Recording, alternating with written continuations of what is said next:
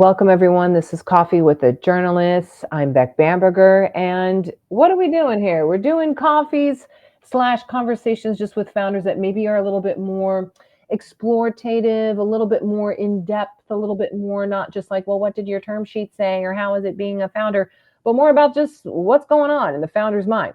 And we have found this to be fascinating so far in the many that we've done so far to date. And I'm thankful that you're here with me today, Suman.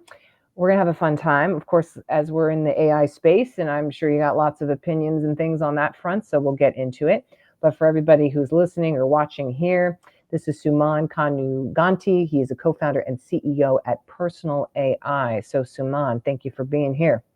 I'm glad to be here, Beck. Yes. Now, you are a two-time venture-backed immigrant founder. I saw this on your bio. You had a couple of successes so far, and yet you are back again to do the startup world again. Can we talk about that first? Because I've had this conversation with a couple of founder friends of late. Is it a disease? Is it a neuroses to go back and do the hell that is building a startup? What is your opinion? I think it's the way of life. It's a lifestyle. It's a lifestyle. Okay, expand. Well, what You we can't work choose for to, anybody else.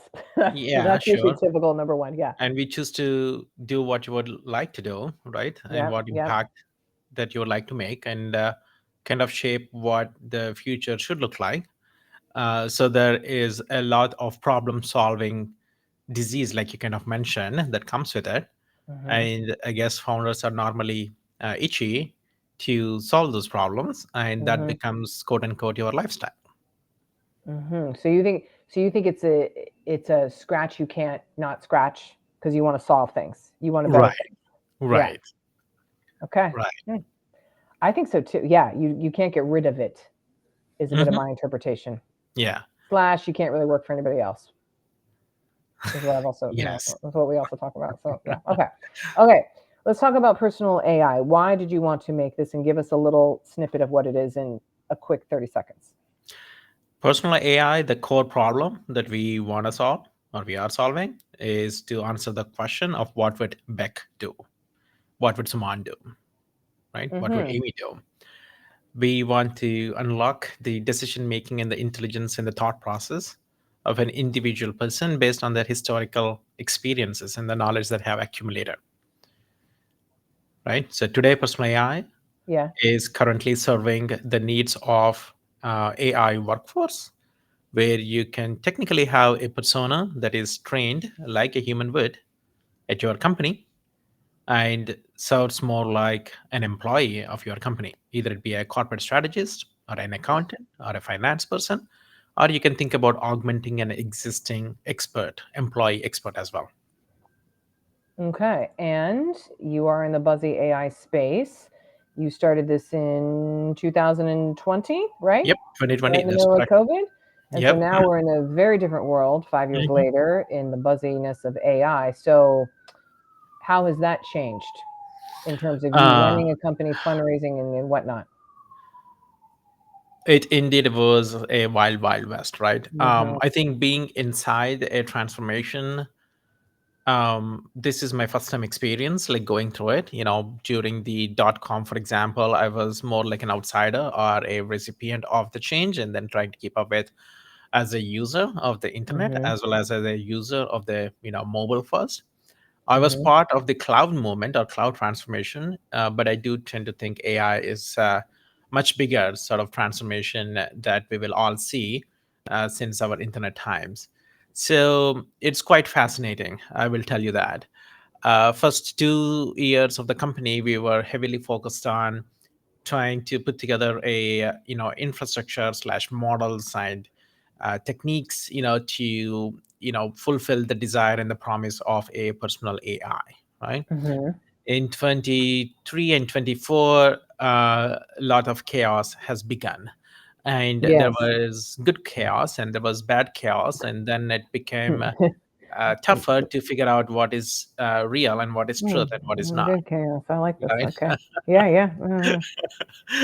Then Okay. So let's define this a bit.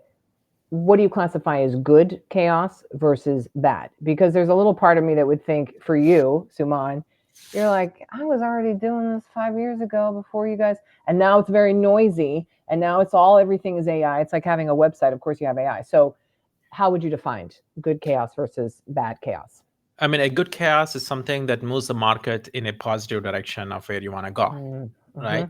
Okay, I'm writing this Uh, down. a bad chaos is something that creates more barriers and more explanations and more time that is being wasted in doing real jobs, right? Mm-hmm. Mm-hmm. And I think, given at least like last 2 years has been a mix of both good and bad. Yeah. So being able to identify the characteristics and the specifics of what works, in your favor versus not. A specific example, right? When I hop on a call with a potential customer, now I don't have to explain what AI is, right? Yes. Great. They're like, Right? yeah.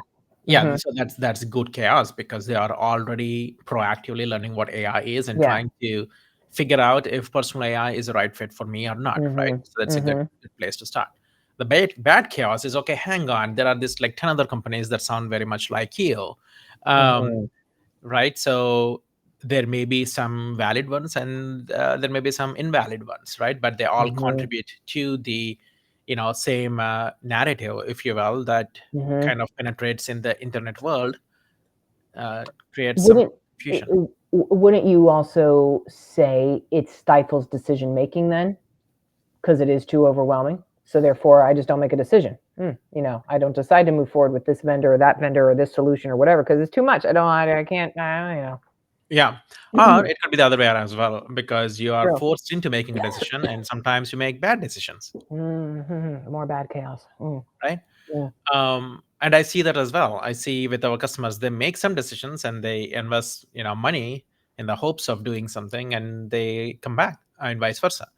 Mm, um, so I think the market is in the making, and specifically from an investor standpoint, you are right. Some investor would wait and see, well, let's the market pan out, and the companies that survive will get through the stage where you have product market fit, and then you have growing, mhm, right?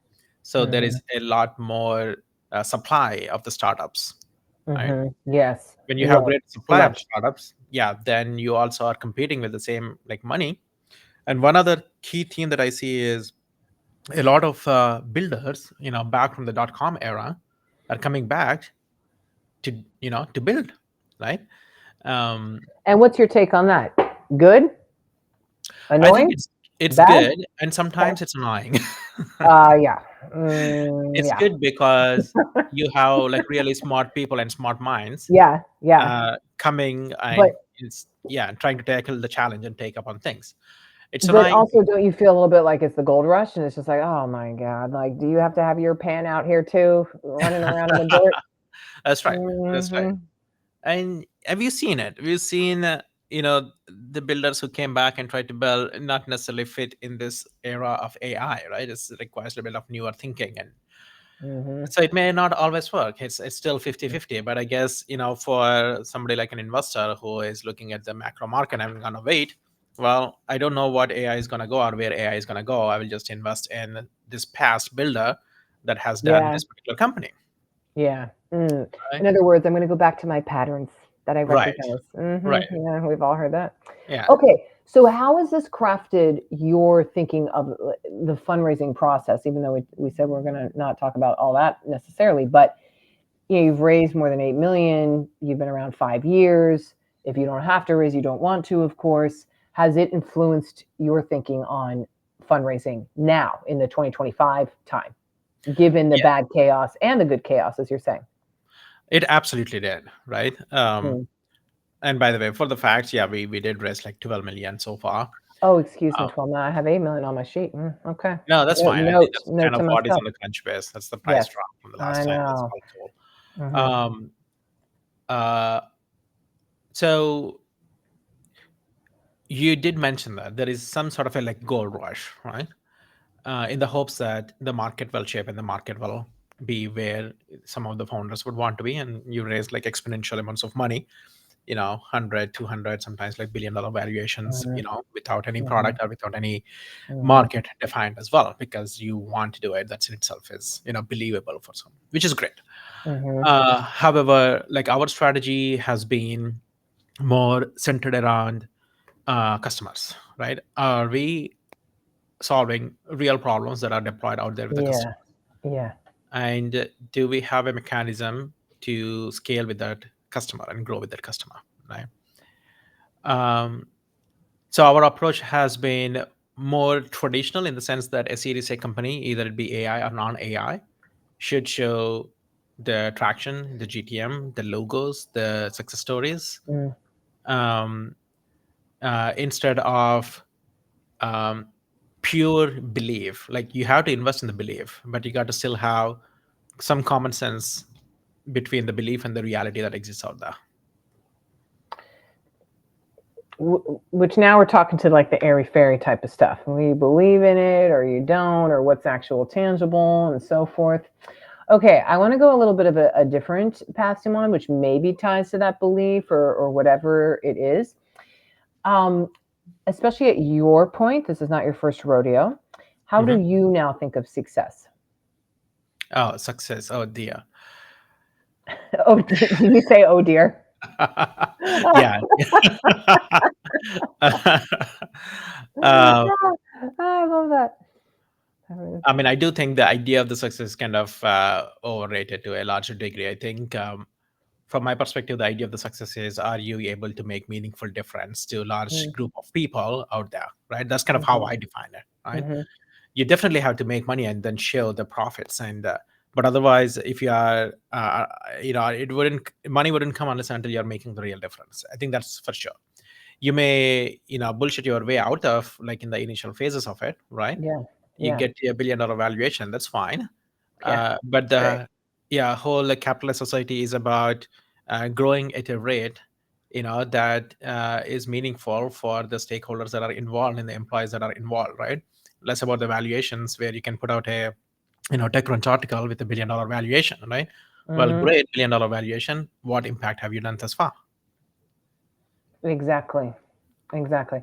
This is the slippery slope that I think founders, of course, know, but the outside world doesn't know that just because there's a valuation and money was raised, hardly means anything oftentimes because it's the anticipation of the success that the startup may or may not have, which only I think is just the founder. It should be like, oh God, oh, just what you, oh no, like, oh boy, okay, it's really on. Like the bet has been made Hmm. financially, substantially to execute to that level, Hmm. frankly, and wildly beyond.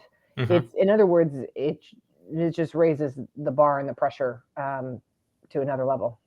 My Yeah, and the take. pressure. I mean, is probably the first time, at least in my lifetime, right? Mm, I think the first time intent is, like, for the first time, both startup ecosystem as well as big tech ecosystem are competing for the same things, yeah, yeah, they and I are. think that's fascinating.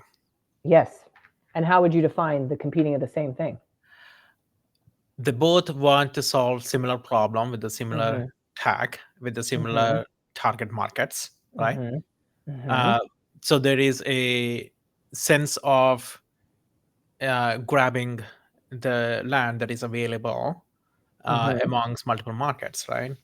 And there are global markets, there are regional markets, there are, mid markets, enterprise markets, consumer markets, and then you Mm-hmm. then separate it by industries and verticals, right? Mm-hmm. So in a Mm-hmm. way, when I see these, like, market maps, on the LinkedIn's, right? Essentially, you are expanding the market map, which is essentially putting all the different categories and what are the companies in that. Mm-hmm. So, a builder can look at the map and say, "Oh, hang on, this is not taken. That is what I want to do." Yeah. Right? But that kind of overlooks the core intent of what is the problem that is, that specific segment needs to solve for. So you may or may not be a good fit, and there are incumbents, right? Mm-hmm. And there Mm-hmm. are startups. Um, so it's a quite a bit of convoluted situation in the market, from at least what I see and where I see, and we got to help the market, Mm-hmm. clear that up over a period of time. Mm-hmm.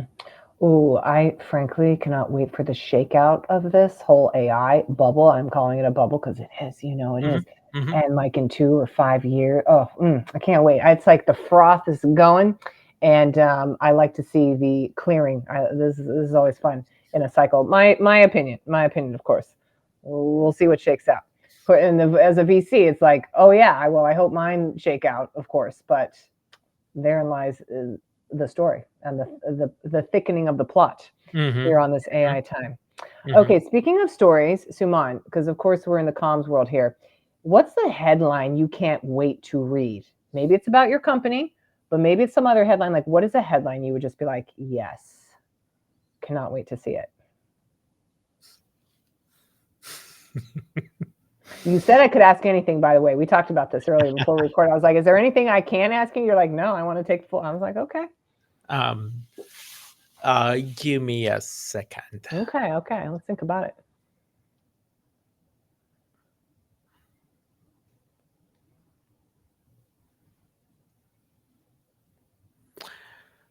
Maybe this is about personal AI. Mm. The headline that I cannot wait to see is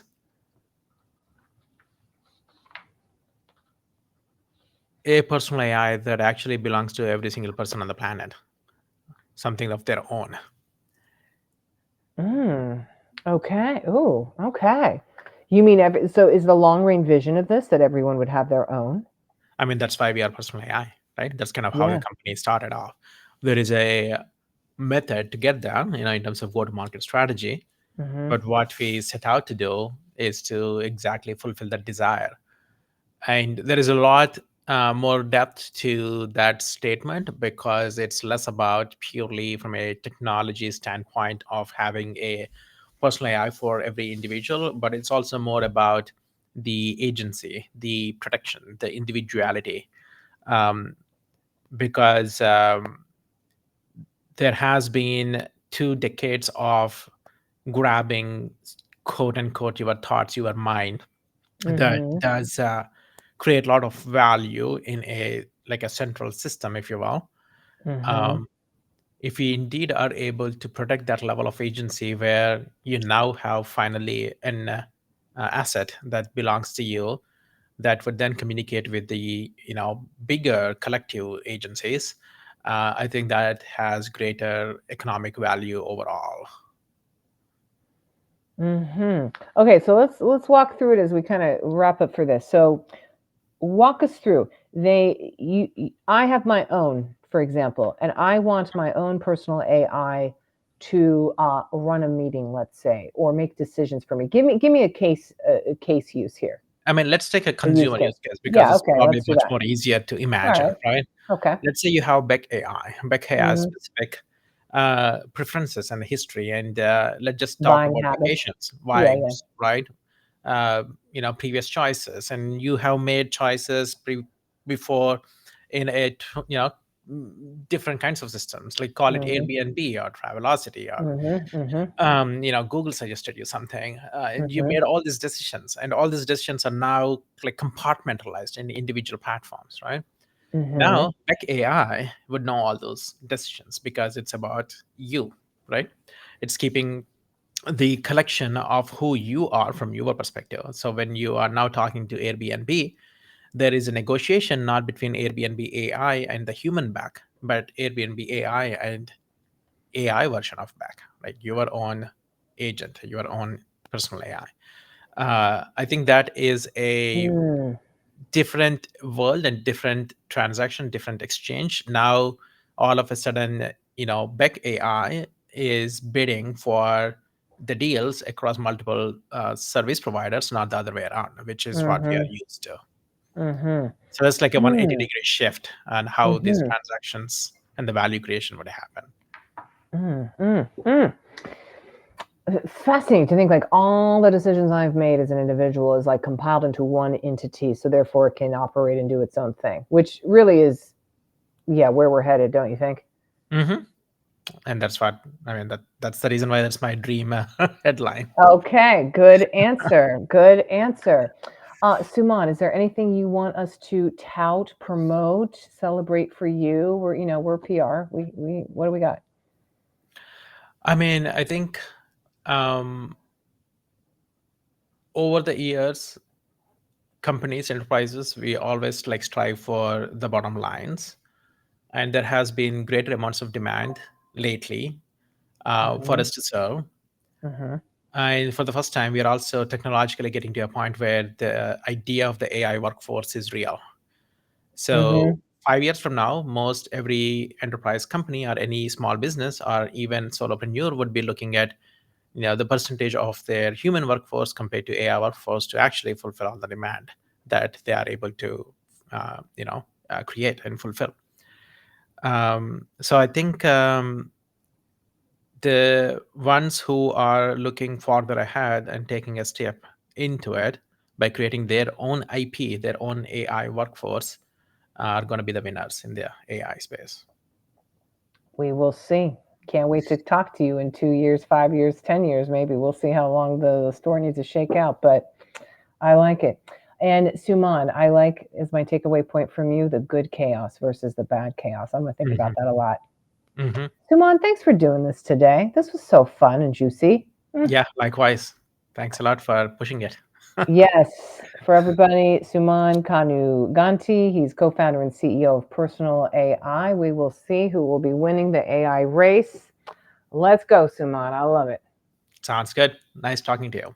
Thanks, Suman.